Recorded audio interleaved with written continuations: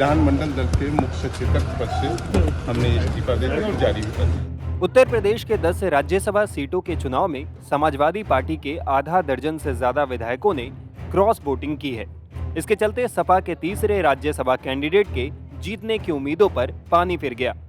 सपा के 7 विधायकों ने क्रॉस वोटिंग अभी तक की है, जिसके चलते बीजेपी के 8वें प्रत्याशी संजय सेठ का जीतना लगभग तय माना जा रहा है।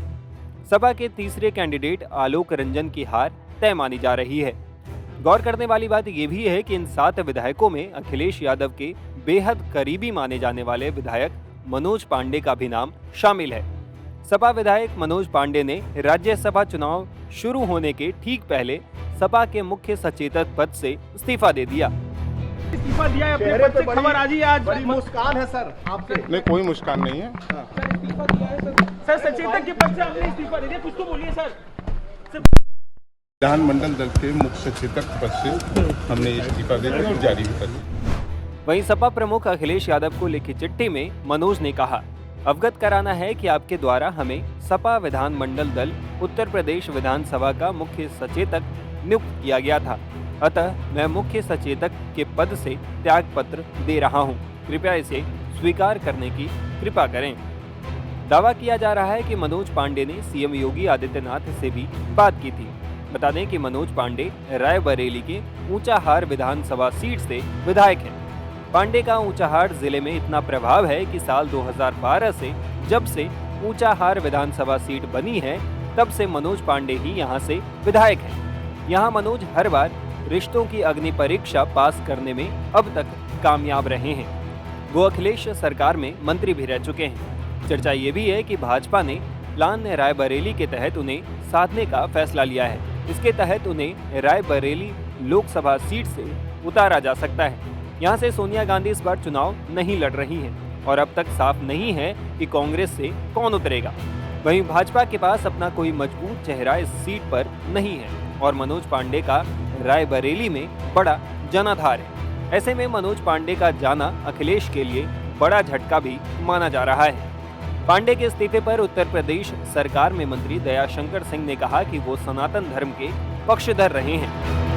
सनातन धर्म के स्वामी प्रसाद मौर्य जी लगातार जो विरोध कर रहे थे, ये पक्ष में बराबर बयान देते थे और समाजवादी पार्टी के लोग राम जन्मभूमि में दर्शन करने के लिए भी नहीं गए।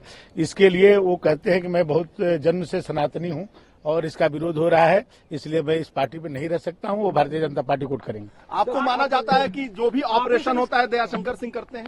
नहीं, सभी माननीय मोदी जी के और योगी जी के नेतृत्व में लोग भरोसा करके आज जो है भाजपा के साथ खड़े हो रहे हैं। बहुत सारे लोग हैं, बहुत सारे दलों के लोग हैं जो आज मोदी जी की नीतियों से प्रभावित होकर के भाजपा। वहीं पार्टी के नेताओं के साथ छोड़ने पर अखिलेश यादव ने बीजेपी पर निशाना साधा।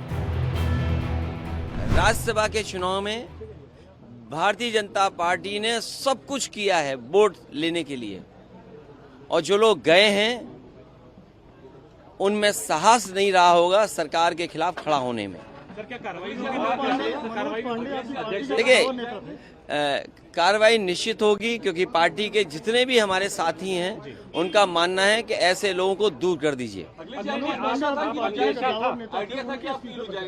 अभी तक तो कद्दावर नेता लग रहे थे, लेकिन कद्दावर नेता निकले नहीं, ये बात समझ में आ गई। अंतरात्मा के बारे में किसी के नहीं मैं जानता हूँ कि कोई क्यों चला गया। किसी को सिक्योरिटी की जरूरत रही होगी, किसी को धमकाया गया होगा कि आपके मुकदमे पुराने हैं, आपका इतना रिकॉर्ड अच्छा नहीं है, आपको ये लाभ दे दिया जाएगा। सुनने में तो बहुत कुछ चीजें आ रही हैं, सुनने में तो पैकेज के बारे में भी आ रही हैं। वो बात समझ में नहीं आ रही कि वो पैकेज छोटा था कि पैकेज बड़ा था। अखिलेश यादव के आरोपों के उलट बताया ये भी जा रहा है कि मनोज पांडे पिछले कुछ समय से समाजवादी पार्टी से नाराज दिख रहे थे। वो स्वामी प्रसाद मौर्य के हिंदू विरोधी बयानों को लेकर आवाज उठा रहे थे।